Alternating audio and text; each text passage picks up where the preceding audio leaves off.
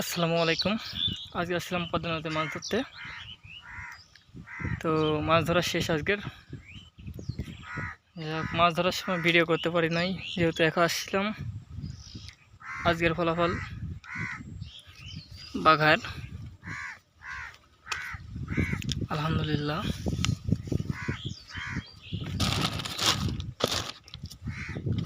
বাঘার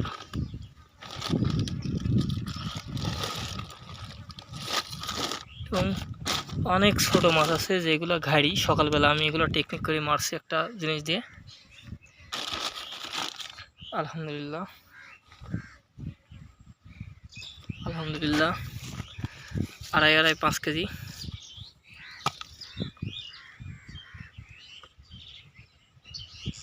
এই যে পদ্মা নদী, আবার বললেন না বাজার থেকে কিনে আনছি।